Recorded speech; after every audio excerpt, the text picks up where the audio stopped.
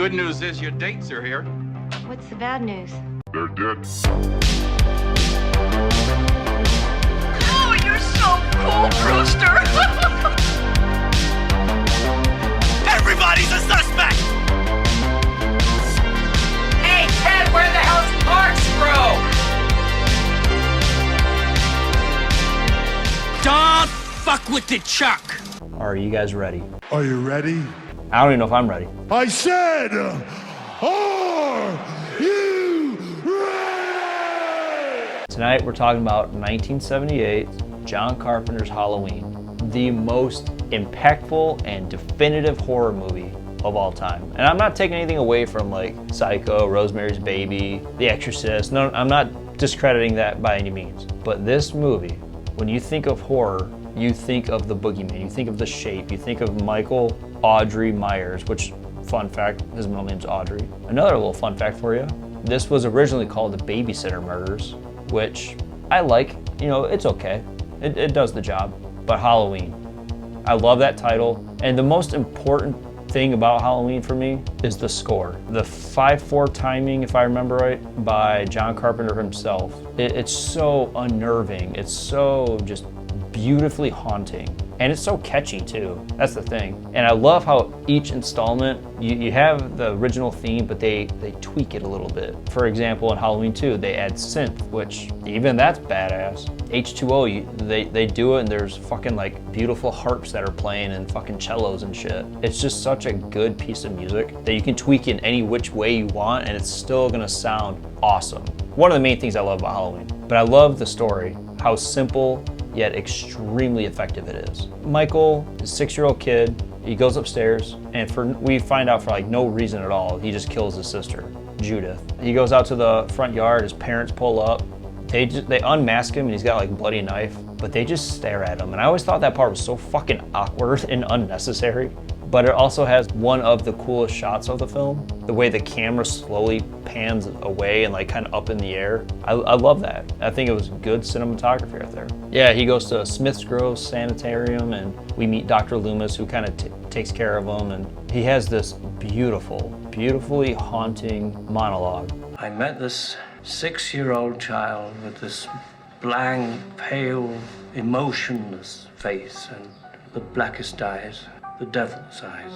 I spent 8 years trying to reach him, and then another 7 trying to keep him locked up, because I realized that what was living behind that boy's eyes was purely and simply evil. Dr. Loomis takes care of him, and we find out that he escapes the mental institution.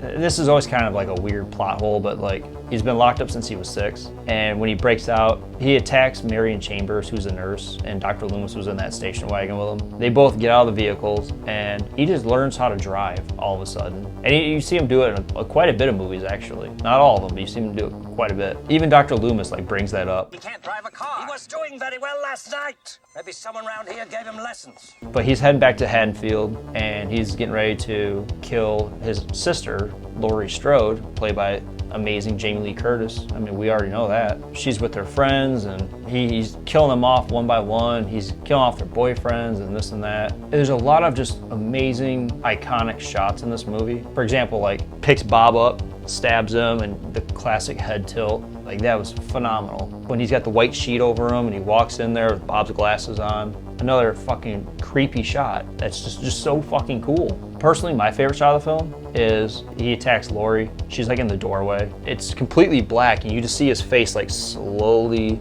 come out of the darkness. I thought that was so creepy yet beautiful when I was a kid. It's one of those things that just stick with you, you know? They ended up going back and forth, and one of the most iconic shots of the film, or scenes I should say, is she hides in the closet and he's breaking the closet down and he's trying to get in there after her. She takes a coat hanger and, you know, unbends it, sticks him in the eye with it. He drops his knife. She stabs him in the chest. She thinks she's safe, but he does like the Undertaker fucking like sit up and turns his head. And it's just like the white knuckle, like just like go, like fucking run, you know? I mean, it just keeps you on the edge of your seat even after all these fucking years. It's so fucking good. I love it so much. Another thing I want to touch on real quick is when he's attacking Lori, he breaks in the house and she takes a long like needle and sticks him on the side of the neck. And what I like about that personally is in the David Gordon Green adaptation, like the